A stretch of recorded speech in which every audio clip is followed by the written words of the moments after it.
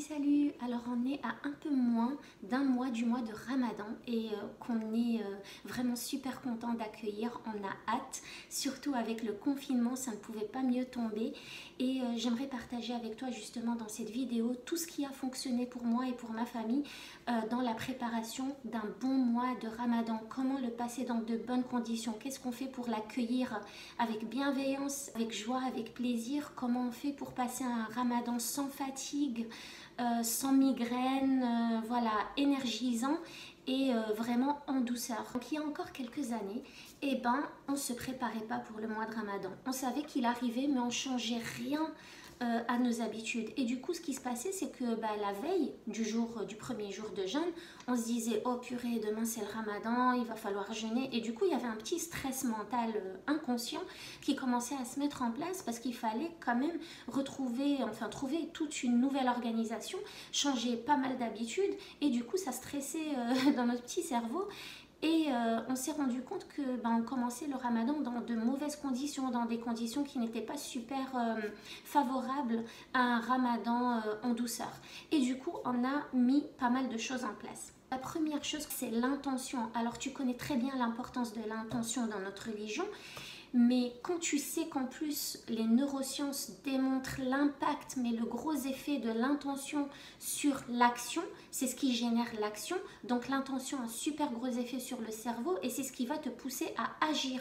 Et bien du coup, on n'attend plus la veille du premier jour pour mettre l'intention de jeûner. On commence déjà aujourd'hui. On met l'intention, on se dit, on a l'intention d'accueillir le mois de Ramadan avec plaisir. On a l'intention de jeûner les 30 jours du mois de Ramadan dans de bonnes conditions. J'ai l'intention d'être plus bienveillante, j'ai l'intention d'être plus patiente, j'ai l'intention d'améliorer mon comportement dès aujourd'hui. J'ai l'intention d'être plus assidue dans mes prières dès aujourd'hui. Voilà, donc je mets l'intention pendant les 3 semaines et demie qui restent pour vraiment me préparer mentalement.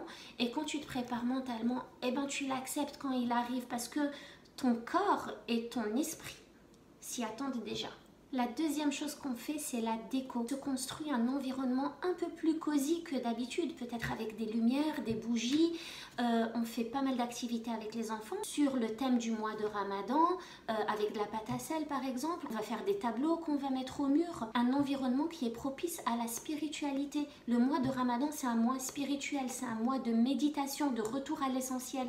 Et du coup, j'ai envie de sortir, j'aime bien sortir de la routine de tous les jours en me créant un autre environnement qui est un peu plus différent et qui est un peu plus serein pour accueillir ce mois de Ramadan. Et on fait aussi des activités avec les enfants où eux aussi peuvent se préparer mentalement à l'approche de ce mois béni. Par exemple, ça peut être des petits quiz, ça peut être des activités de coloriage, d'apprentissage, des jeux. C'est vraiment divers et varié autour de la langue arabe, autour du Saint-Coran et autour de la prière, voilà, de la spiritualité en général. Et ça aide à accueillir ce mois dans de bonnes conditions. La troisième chose que l'on met en place, c'est un changement de notre hygiène de vie. Donc je te parle par exemple des aliments qu'on mange. Le sucre est un poison auquel on fait super attention avant le mois de Ramadan. Et ça, c'est vraiment par expérience que je te dis ça. C'est qu'on a tendance à croire que le sucre est énergisant, ce qui est le cas sur une courte durée en fait. Parce que tu vas te sentir fatigué, tu vas prendre du sucre, tu te sens mieux. Et ensuite, tu te ressens fatigué, tu te dis j'ai besoin de sucre pour me sentir mieux. Et en fait, là, c'est un piège. Ce qui se passe dans ton corps, c'est que ton corps demande une certaine quantité de kilojoules, donc d'énergie. Tu vas lui donner en général des sucres raffinés, des sucres industriels et c'est vrai que tu vas te sentir énergisé. Mais ce qui se passe, c'est que ton corps va ensuite produire de l'insuline et la production de l'insuline est super fatigante pour ton corps, pour ton organisme.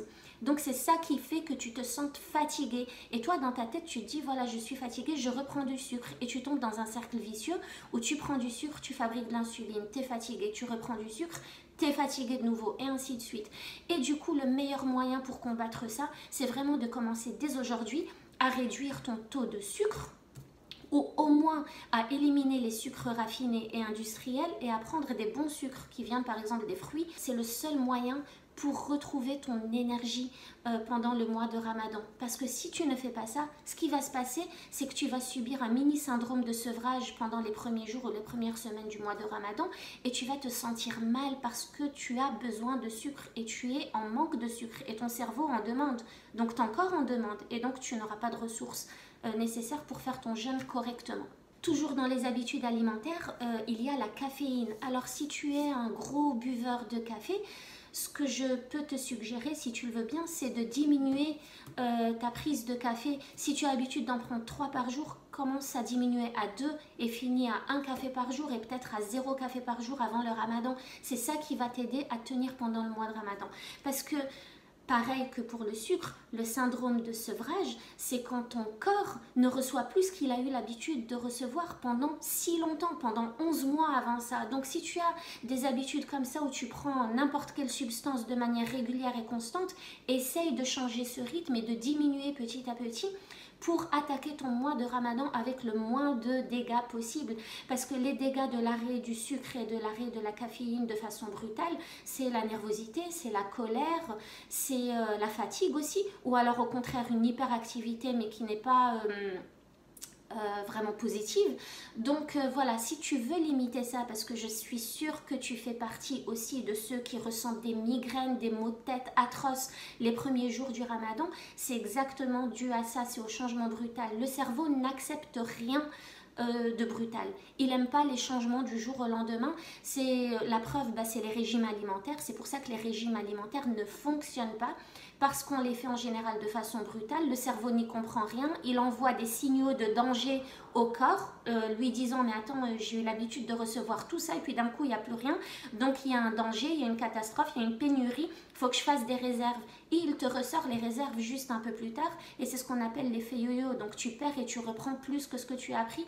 Et ainsi de suite. Et en fait, ça, c'est ce que tu veux vraiment éviter pour le mois de Ramadan. Donc c'est un mois de jeûne et que tu vas manger qu'une fois ou 2 fois par jour. Il faut vraiment manger en toute conscience et être conscient de ce qu'on ingère en fait. Comme on mange moins, il faut que ce qu'on mange soit d'excellente qualité pour trouver les ressources nécessaires pour justement tenir et être dans la spiritualité. Parce que tout ce que tu fais dans la vie, tout dépend de l'énergie que tu as. Donc tu ne peux pas être dans la spiritualité, te concentrer sur tes prières, tes invocations, sur les bonnes choses, les bonnes actions, faire des projets pour être un meilleur citoyen le lendemain, une meilleure personne et te développer personnellement si tu n'as pas de ressources et si tu n'as pas d'énergie. Et l'alimentation, c'est ce qui va te donner l'énergie nécessaire et les ressources pour que ton cerveau puisse fonctionner et raisonner. Ensuite, toujours dans l'hygiène de vie, il y a bien sûr le sommeil. Il faut vraiment essayer de l'adapter au maximum au sommeil que tu auras pendant le mois de Ramadan. Donc pendant le mois de Ramadan, en général, on va invoquer, on va prier, on va méditer et on va le faire plus tard dans la nuit et on va se lever plus tôt le matin. Donc essaye d'avoir le même rythme et le même nombre d'heures de sommeil dès aujourd'hui. Comme ça, quand tu démarres ce mois-là, et ben pareil, ça ne te fait pas un choc émotionnel ou un choc physique au point que ça va t'inhiber pour ce qui est super important pour ce mois-là justement. Donc la méditation et la spiritualité. Alors quatrième chose, c'est le jeûne. Alors du coup, on a pris l'habitude depuis quelques années à commencer à jeûner quelques jours bien avant l'arrivée du mois de Ramadan. Tu connais l'importance du jeûne du lundi et du jeudi. Ça, c'est quelque chose à faire si tu en as la possibilité. Dès aujourd'hui jusqu'à l'arrivée du mois de Ramadan, ça va habituer ton corps à recevoir moins de nourriture et puis à s'adapter, à éliminer ses propres déchets. Tu sais très bien que c'est une détox, donc maintenant il y a énormément d'articles scientifiques et de reportages scientifiques sur les bienfaits du jeûne, on le sait maintenant. Donc tu peux déjà commencer à habituer ton corps à jeûner et à recevoir moins et à manger à des heures précises, des quantités minimes. Voilà, pour justement l'adapter à l'arrivée du mois de Ramadan. Ce que tu peux faire si tu ne peux pas faire les lundis et le jeudi, c'est que tu peux faire une fois par semaine. C'est pas grave. L'essentiel, c'est d'installer une nouvelle routine qui s'approche le plus de ton organisation du mois de Ramadan et de ton comportement. Il y a aussi quelque chose qui est super top, je trouve, c'est le jeûne intermittent. C'est le fait de laisser s'écouler 16 heures entre le dernier repas d'une journée et le prochain repas le lendemain. Donc si par exemple tu as mangé ton dîner à 18 heures aujourd'hui, tu ne remanges que le lendemain à 10 heures du matin. Entre-temps, tu as le droit de boire des liquides, mais tu ne manges pas. Ce qui est génial que je trouve là-dedans, c'est que ça permet à ton corps de se désintoxiquer, quoi, de faire une détox naturelle. Et ton corps en a besoin. Le corps a besoin de faire ce qu'on appelle l'autophagie. L'autophagie, c'est la capacité qu'ont tes cellules à l'intérieur de ton organisme d'éliminer tes propres déchets. Du coup, nous... par l'influence sociétale, si je peux appeler ça comme ça, on a pris l'habitude de prendre un petit déj, un goûter, un déjeuner, un goûter, un dîner, une collation par-ci, par-là, etc. À mon sens, et ça n'engage que moi, je trouve aujourd'hui que c'est beaucoup trop. On n'a pas besoin de manger autant. Pourquoi? Déjà scientifiquement, on ne laisse pas le temps à notre corps d'éliminer ses propres déchets, vu qu'on le gave. Cinquième chose concerne les repas et je pense que je ferai une vidéo spéciale là-dessus parce que j'ai pas mal de choses à partager avec toi.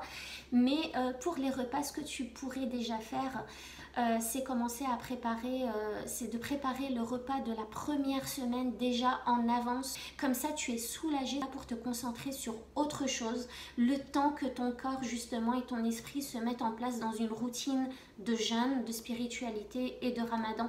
Ça va, je pense, beaucoup t'aider à te focaliser sur autre chose, des choses qui sont plus importantes pour toi pour un début de ramadan.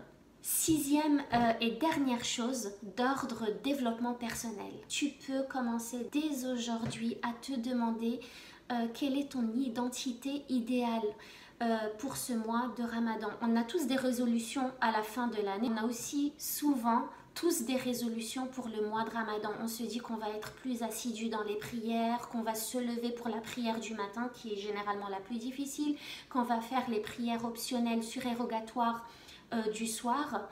On se dit qu'on va se comporter avec bienveillance, qu'on ne va pas être colérique, qu'on va être patient. Ben pourquoi pas? C'est chouette. Il faut commencer à préparer dès maintenant. Quelle est la personne idéale que tu as envie d'être pendant le mois de Ramadan? Comment peux-tu adapter ton comportement dès aujourd'hui pour te rapprocher de cette personne idéale que tu as envie d'être? Quelles sont les choses que tu pourrais mettre en place dès maintenant? Qui pourrait t'aider dans la mise en place de ces choses-là. Et voilà, là tu es en train d'augmenter ton niveau de conscience sur tes qualités et tes axes d'amélioration. Et si tu commences dès maintenant, eh ben, tu auras beaucoup plus de chances de te rapprocher du comportement idéal que tu souhaites. Voilà, juste avant de finir, je voulais te montrer quelques activités que j'ai achetées sur un site que je trouve extraordinaire. C'est Montessori IEF. Je te mets le lien juste en bas dans la description. Je les reçois en PDF, je les imprime, je les plastifie, je les découpe. Et ça donne quelque chose de comme ça pour les enfants et je les trouve géniales. Donc la première, c'est un quiz du mois de Ramadan. Chaque jour du mois de Ramadan, donc pour les 30 jours, il y a une question et je trouve ça génial pour apporter plus de connaissances aux enfants sur ce qu'est ce mois béni. Ce quiz vient aussi avec les réponses que j'ai sur un autre support qui est juste là. Comme ça, les enfants peuvent s'auto-corriger. La deuxième activité que j'aime beaucoup, c'est une bonne action par jour pendant tout le mois de Ramadan. Donc chaque jour, on va piocher une action. Donc je partage un plat ou des gâteaux avec ma famille ou mes voisins. Je fais le tri de mes jouets ou de mes affaires pour donner aux plus démunis. Enfin, il y a vraiment pas mal de choses. L'essentiel, c'est de réfléchir à ce que tu peux faire de bien chaque jour. Une autre activité, c'est les définitions. Des mots spécifiques à ce mois et puis à la religion. Et elles sont toujours accompagnées d'un verset coranique ou d'un hadith. Donc je les trouve vraiment géniales. Par exemple ici, le Ramadan, en arabe, Ramadan, c'est le 9e mois du calendrier hégérien. Ô vous qui croyez, on vous a prescrit à Siyam comme on l'a prescrit à ceux avant vous. Ainsi atteindriez-vous la piété. Donc c'est un mois de piété extrême. Et on peut toujours trouver des sujets de conversation juste autour de ça pour en discuter avec les enfants. Du coup, je trouve ça vraiment inspirant pour se remettre en question aussi et surtout se poser les bonnes questions. Se poser les bonnes questions, c'est se poser des questions qu'on ne s'est jamais posées en fait. Ensuite, il y a des activités de ce type. Du coup, voilà, c'est des petites cartes. Donc celle-là, elle est exclusivement écrite en arabe parce que Nafis, lui, il est lecteur maintenant. Mais la personne sur son site les vend aussi en français. Donc ça, c'est pour les prières, les 5 prières de la journée. Voilà, donc combien de prosternations elles contiennent, comment elles s'appellent. Et du coup, moi, j'ai ça dans la salle de bain. Donc, je les accroche dans la salle de bain, juste à côté du lavabo. Comme ça, quand mon fils va faire ses ablutions, il sait exactement où est-ce qu'il en est dans sa journée. D'ailleurs, pour ça, il y a aussi la roue des ablutions. Donc par quoi commencer, comment se laver, etc. Donc ça pareil, c'est juste à côté du lavabo, comme ça il peut la suivre sans problème. Donc moi je mets du velcro derrière et j'accroche ça juste au mur de cette façon. Il y a aussi une roue du calendrier lunaire, donc de comment évolue la lune. Donc nous on suit le calendrier lunaire pour le mois de Ramadan, pour le jeûne essentiellement. Donc c'est bien de savoir et puis de pouvoir observer la lune et voir où est-ce qu'on en est. Et puis pour aujourd'hui, je voulais aussi juste te montrer un livre que j'ai acheté aux États-Unis et que j'ai adoré, que j'utilise encore.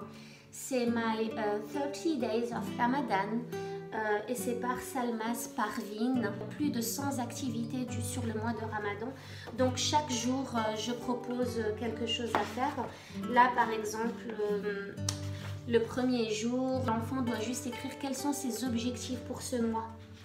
Qu'est-ce qu'il a envie de faire, quelle personnalité il a envie d'atteindre, qu'est-ce qu'il a envie d'améliorer, etc. Et puis ensuite, voilà justement l'évolution de la lune pendant tout le mois.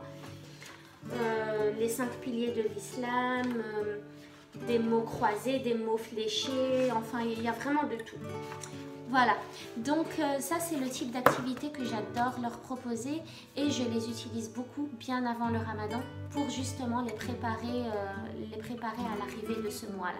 J'espère que cette vidéo t'aura donné quelques pistes pour bien appréhender l'arrivée de ce mois béni, pour t'inspirer à changer certaines choses dans tes habitudes, pour mieux accueillir le mois de Ramadan, pour l'accueillir dans de bonnes conditions, pour l'accueillir avec joie, avec de la bonne humeur et surtout avec un esprit positif qui se dit que tout est possible, que tout est facile, qu'il faut juste mettre en place certaines actions et surtout y mettre l'intention. L'intention, c'est ce qu'il y a de plus important dans tout ce que tu fais. Chaque action que tu souhaites mettre en place dans ta vie, elle nécessite une intention et tu y mets l'intention sans t'en rendre compte, mais quand l'intention devient consciente, je peux te dire que ton action devient encore plus importante, elle sera plus impactante. Je te souhaite une belle semaine et puis je te dis à bientôt pour de nouvelles choses.